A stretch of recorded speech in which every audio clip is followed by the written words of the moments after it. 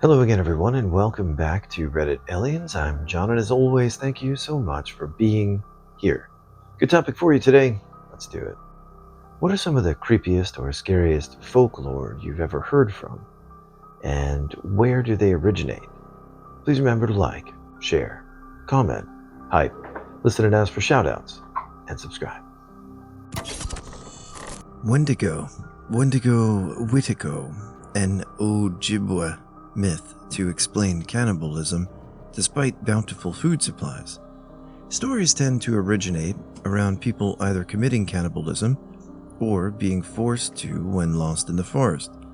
The latter has some story element involving hearing your name being called in the wind and water and creatures in the forest. And if you finally give it an answer, you're allowed the spirit of the Wendigo in. It was a law until the mid-20th century that anyone suspected of being possessed by a Wendigo should immediately be put to death or risk devouring the entire village, town, or passing the spirit on to another host. Algernon Blackwood wrote the first fictional story with a Wendigo. It is one of the creepiest stories I've ever read and was an influence on H.P. Lovecraft among many others. It's a long read, but the build-up is fantastic. Two moments in particular caused me to not want to ever go camping alone. The stories come from all over the world, though it has origins in Canada. Other countries with similar monsters, it has been discovered, have now realized that these are the effects of rabies and kuru, a disease that you become infected with by eating the brain of an infected person. It was common in Papua New Guinea due to consumption of bodies after death to release the spirit. This wasn't folklore, but my friend's uncle told us a story that creeped me out ever since I heard it. He was telling us how he used to work on a large farm in Mexico when he was younger, and he had only been there for about 2 months. At one end of the farm was an older house with dark trees all around it, and he noticed that the animals never went to that side. And he would always see someone walking back and forth at the edge of the fence, like they wanted in. One day the animals went to that side, so he went over there too, and he could see the person passing back and forth. As he got closer, he noticed it was a woman because her hair was really long and dropped in front of her face. As he walked up to introduce himself, her head shot up, and she stared at him with completely black eyes. He said her face resembled a horse's because it was so long and disfigured. As he backed away, she started to climb the fence and then chased him. She chased him all the way to his house, which was about 1 mile away. He never went back to work. When I lived in an Australian outback town in the middle of nowhere, our Indigenous Studies teacher, who is Aboriginal, loved to tell us stories.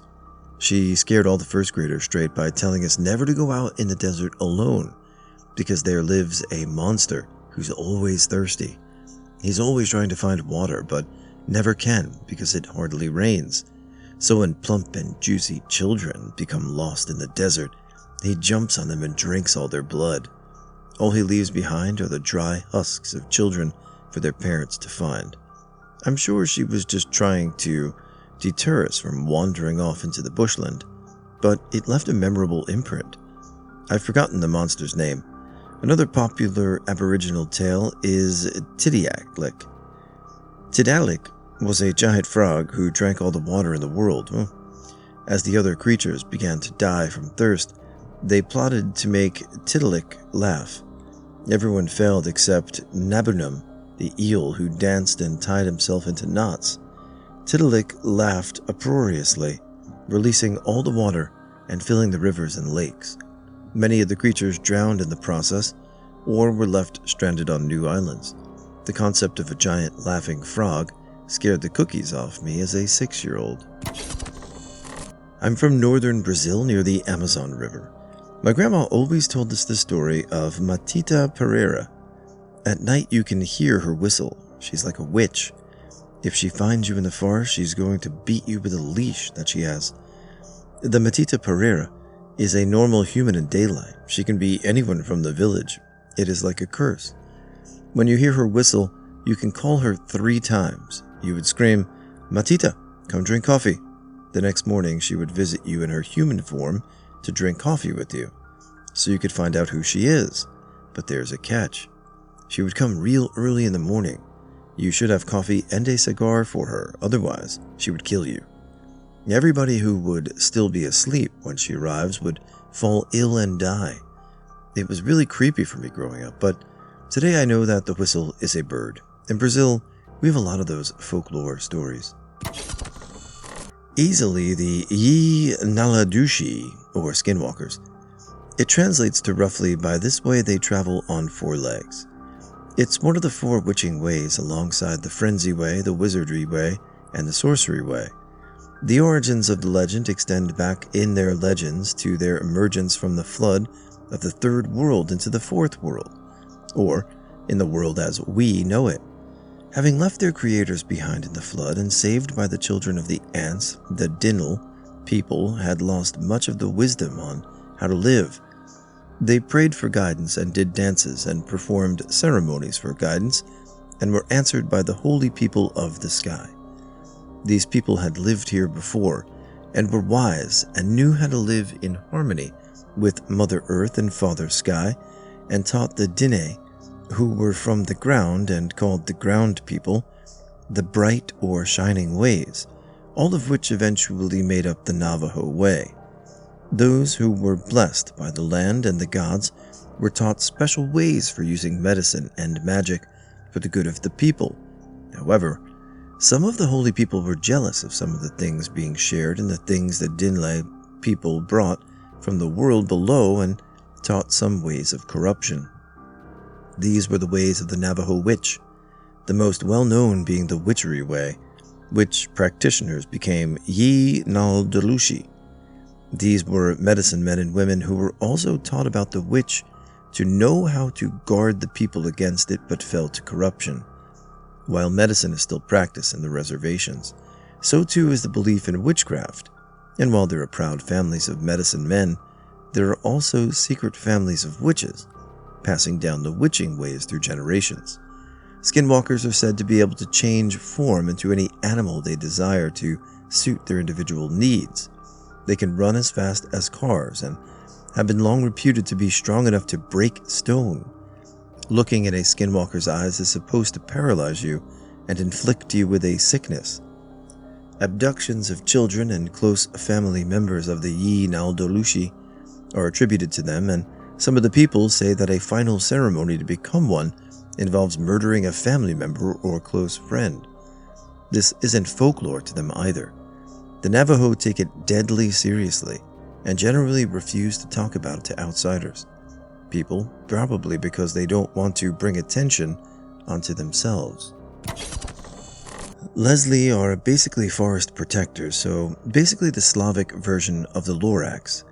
They kind of just hang out with animals when they migrate. Leslie can shapeshift into many different forms. As a human, he looks like a poor person with glowing eyes, and his shoes are on backwards. If you become friends with a Leszy, you can learn the secrets of magic. Farmers and shepherds would make pacts with the Leszy to protect their crops and sheep. The lazy likes to trick people just to mess with them.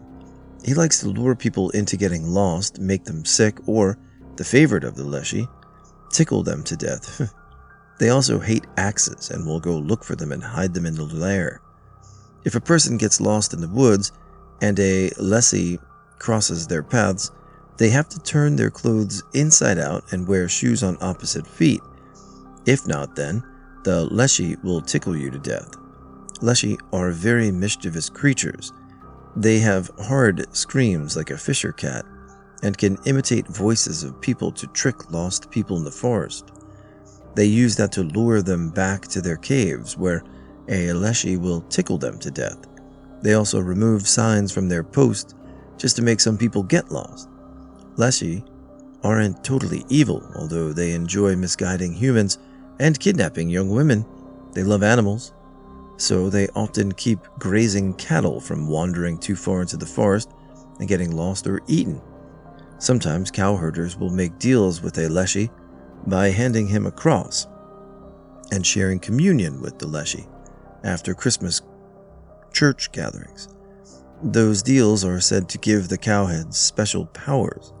The story from my babcia, grandma, kept me out of the forest as a kid. Being tickled to death sounds hard.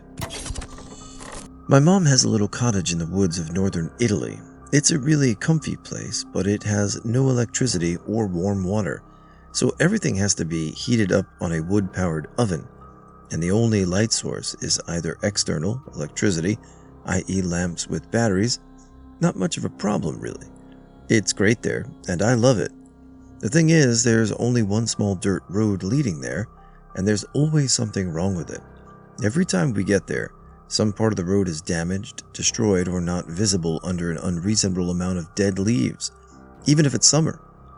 When questioning the people in the next village, Rocca Siglina Massa Carrara, cool name, I know, about it, most become really defensive and try to change the subject. We've gotten some information out of a few people, though, and it scares me a bit, even though I don't believe in the supernatural. They believe there's a thing called aurora horror in the forest, trying to get people to lose sight of their tracks so it can have new playmates. The whole story is super interesting but unbelievable. We figure that the damage to the road is due to wild hogs digging for food, but we still can't find an explanation for the leaves being placed exactly onto the road. Oh well, I suppose it's just folklore, right? St. Petersburg, Florida, where the truth is much darker than the legend. The mini lights have been an urban legend amongst the African American community here for a while. Around Child's Park and Booker Creek, it is said that if any children are out past dark, the mini lights, large green orbs of light, would come out and kill them. The lights were said to be the spirits of two dwarves that stayed behind with Minnie when P.T. Barnum and Bailey blew through town somewhere in the early 1900s. Now, Minnie was the name of an old woman said to be a witch that somehow inherited the land despite being a newly freed slave. So, understandably, people were suspicious. Rumors circulated that Minnie was a witch and had access to black magic, further alienating the old woman. It was said that Minnie never liked people poking around her property and often sent out her little men to chase off anyone who trespassed. And this continued every day until old Minnie's death. That was the legend. The truth is, long ago the Brooker Creek and Child's Park area had been home to many newly freed slaves after the war, but just because a law passed didn't mean that everything was hunky-dory. Hunting alligators was a pastime that netted big money for alligator skin, heads, and meat, especially during the growth of tourism business in the early 1900s. But hunting alligators was no easy task. You had to have guns, hunting dogs, and a kerosene lamp to find the gators, as their eyes shone in the dark, and of course, a threat. Goats, sheep, and farm animals were used, often tied to the bank of the rivers, but that could get expensive. So sometimes hunters improvised, and if they had little worth in fellow human beings, then bait was plentiful. Raids into the African American settlements were frequent. They waited until after dark and sent out their hounds, looking to grab anyone they could drag off. The easiest being children. And so for generations, children were warned to not be out past dark, or else they would disappear. Nearly 100 years later, the legend of mini lights served to scare children back indoors to avoid being victims of hate crimes, but sometimes legends take on a life of their own. For to this day, people in those communities still claim to have seen the mini lights. Alright, well, I like the folklore stories. Not too much to say besides that. I like to see where they originated from, and then how some people kind of give an explanation to where it may have come from. I was trying to get Batman in this video because I didn't have a lot to talk about, but he's being very rambunctious this morning. So, anyway, I hope you guys are doing well. See you tomorrow. I was reading a book on Finnish folklore and was surprised when the most brutal story was about tonttus, gnomes, elves, and homekeepers. In the modern world, they're often described in an affectionate way, but they used to be some malevolent creepers. People believed in tonttus for a very long time, It was said that they only really disappeared alongside electric lighting in households because there were no more dark corners for tonttus to hide in. They were described as scary-looking creatures, sometimes originating from the previous dead owners of the house. Tonttus kept the house safe and thriving, as long as you left them food, and in that story, the last session of the sauna, you weren't supposed to go to the sauna after midnight because that's when it's the tonttus's turn. Well, there was a cheeky wench who gave a rat's ass about the rule and decided to go anyway. Everyone was telling her not to, but she was stubborn. Time passes and there's no word of the wench. The people go to see if she's still in there, but all that's left is her flayed skin hanging on a perch. Some traditionally creepier stuff are likios, who are the lost souls of children who have been buried and hidden in the woods after childbirth, no christening. They scared people by crying and screaming, but sometimes they were helpful and pointed out trees that were about to fall. Sometimes they're described as the Vervatuli, will-o-wisps, and lure people deeper into bogs and forests. Painajainen, also the Finnish word for nightmare, literally translated it would be something like the one who presses. Painana, press, was a creature who sat on a sleeping person's chest, caused bad dreams, and scared the bejesus out of them. Later it was determined it was an explanation for sleep paralysis. Some of the indigenous Australian dreaming tales are terrifying. My father told us of the Kadicha man, a man like the rest of us, but righteous to the point that he has excess skills far better than the best of us. As a result of this power, he is imbued with the position of punisher and healer. Some of his skills include leaving no tracks, being able to travel faster and better than the rest of us, and being able to sing you to death. Wow. If you've chosen to do the wrong thing, maybe you're going to be punished with a spear through your right thigh. He could also spear you anywhere, with the knowledge of how to spear you with or without killing you. Now, out of fear of this punishment, you may think to yourself, I will outrun him. He is just a man, and I am just a man. So you leave carefully to cover your marks and not leave a trail. You go for a day through creeks and rivers, over and around hills, etc., to evade him. The thing is, every time you stop there, he appears already standing there, not tired, not thirsty, and not hungry. Just waiting until you can't run anymore, and you have to admit to yourself that you have to take the punishment just like you chose to do the wrong thing too. I was very frightened of Kadicha man when I was young, and as a middle-aged woman now, I still would not want to after me, as there is no avoiding it. The Santa Campana from Galicia in northwestern Spain is in a procession of dead souls that roams the forest on winter nights. You can see their faint outlines in the fog, and they're led by a living person carrying a lit candle to lead the way and a cauldron. This person has been cursed into leading them and will spend their nights roaming the countryside, leading the dead until they die of exhaustion because they remember nothing when they wake up in their beds the morning after. The only way for a cursed person to lift his curse is to run into another living person and pass them the candle and cauldron. If you run into the Santa Campana, there are a few things you can do or prevent being cursed, such as getting into a church or drawing a circle around you with an olive tree branch. When I was a kid and went out for a walk later in the evening, my gran would remind me to grab an olive stalk and bring it with me in case I ran into them. Also, the madames, evil spirits in the shape of an impossibly beautiful woman who live in caves underground protecting great treasures. If you go to a cave where a madama lives at dawn, you can see her coming out with her comb to comb her long blonde hair. She will ask you to come with her and become her husband underground, but you must refuse. Those who know the legend know that her beautiful comb is made of human bone. England has a very old legend about a spirit called the Wild Hunt. Essentially, it is a group of spirits led by the Reaper himself, driving a large black carriage led by 4 black draft horses.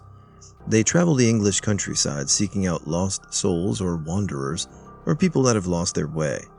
When they find someone, the hunt begins with the culmination of the lost soul being captured and either conscripted into the hunt for eternity or dragged to the underworld. My story: when I was about 12 years old, I had an intense passion for reading and learning all I could about ghosts and the paranormal. Every time I visited the library, I would come home with at least 3 or 4 books on the subject. One night, I had the most vivid dream I've ever had experienced. Also, it was the last dream I ever had. Or, at least I haven't been able to remember dreaming since, and I'm 42 years old now. Anyhow, in the dream I was riding in the back of a cab down a dark country road, a bright night with trees stretching over the road like a canopy. For some reason I knew I was in England, from the USA, never been to England yet. The cab approached a curve in the road beyond which there was a very unnatural light. We made the curve, and there in the road was an old man with a lantern screaming, "Turn back! Turn back!" I remember laughing and telling the driver to continue on around him, which he did. As we passed him, I watched the old man go by. As soon as the rear of the car got even with him, he disappeared.